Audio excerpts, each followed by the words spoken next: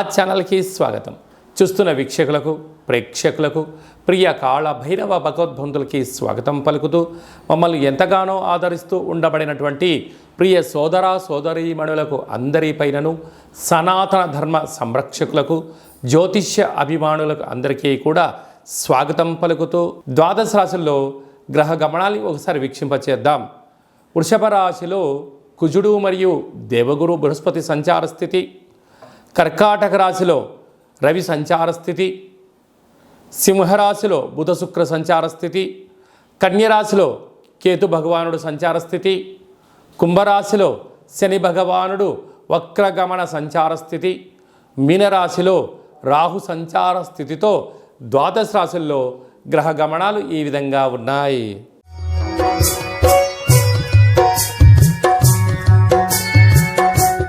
మిథున రాశి వారు ఈ ఆదివారం అమావాస్య పుష్యమి నక్షత్ర సందర్భంగా, కాళ అమావాస్య కాళాష్టమి సందర్భంగా ఎలాంటి విధి విధానాలు పాటించడం వలన జాతకంలో గ్రహయోగం కలిగి మీరు అపార కుబేర సంపన్నులు అవుతారో ఈ వీడియోలో తెలుసుకుందాం.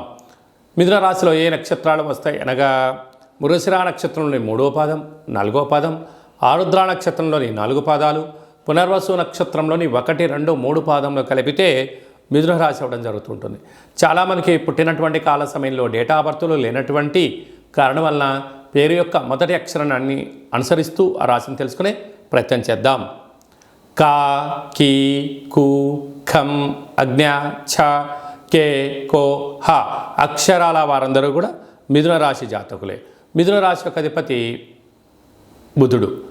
అలాగనే వీరికి ధనావాకు కుటుంబ స్థానంలో రవి సంచారం చేయడం వలన ఆ రవి భగవానుడు కర్కాటక రాశిలో జలరాశిలో ఉండడం వలన వీరికి పట్టిందల్లా బంగారం అవడం, గళగళ పారుతున్న గోదావరి నదిలాగా మీరు చేస్తున్న కష్టానికి శ్రమకు తగిన ఫలితము ధనం రాబోతుంది. కనుక దీపం ఉండగానే ఇల్లు చక్కబెట్టుకోవాలని పెద్దవాళ్ళు ఎలా చెప్తుంటారో సమయం, ధనం, ఆరోగ్యాన్ని కాపాడుకునే ప్రయత్నం చేయండి.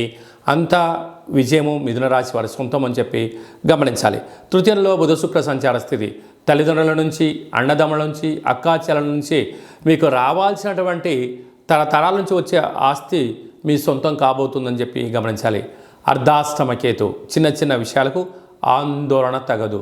రహస్యమైనటువంటి ధనపరమైనటువంటి వ్యాపార కార్యక్రమాలకు కానీ, ఫోన్ లావాదేవీలు కానీ, ఓటీపీలు కానీ ఎంతో భద్రపరచుకోవాలని చెప్పి జ్యోతిర్విజ్ఞానం తెలియచేస్తుంది. వ్యయంలో కుజుడు గురు సంచార స్థితి ఉండడం వలన, కుజదోష ప్రభావం కారణం వలన, అలాగనే మీ జన్మ నక్షత్రం రోజున అమావాస్య రోజున వాగ్వివాదాలకు దూరంగా ఉండండి. అదియే కాకుండా నదీ ప్రయాణాలకు దూరంగా ఉండండి. దూర ప్రయాణాలు చేయొద్దు. వీలైనంత వరకు మౌనం, ధ్యానం, ఆధ్యాత్మికత మంచిది. తెల్ల జిల్లేడు వృక్షం దగ్గర దీపము, తెల్ల జిల్లేడు యొక్క వేరును తీసుకొచ్చి ఇంట్లో పెట్టుకోవడం వలన అద్భుతమైనటువంటి మీతో పాటి రాబోయే తరాల వారందరికీ కూడా యోగం, ఆనంద సిద్ధిని, ఐశ్వర్య సిద్ధిని, అక్షయ సిద్ధిని, ధనపరమైనటు యోగం మీరు అందిస్తారని చెప్పి గమనించాలి.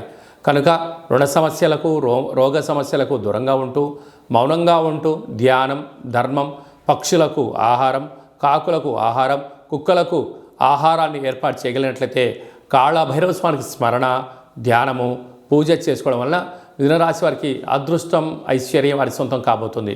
అలాగే స్వయం వృత్తులు, సేవా రంగాలు, హోటల్ వ్యాపారాలు, సాఫ్ట్వేర్ ఉద్యోగస్తులు, హార్డ్వేర్ ఉద్యోగస్తులు, వ్యవసాయ సోదరీమణులకు, రియల్ ఎస్టేట్ రంగంలో ఉండబడిన వారందరికీ కూడా ఇది చాలా మంచి కాలము అని చెప్పి గమనించాలి.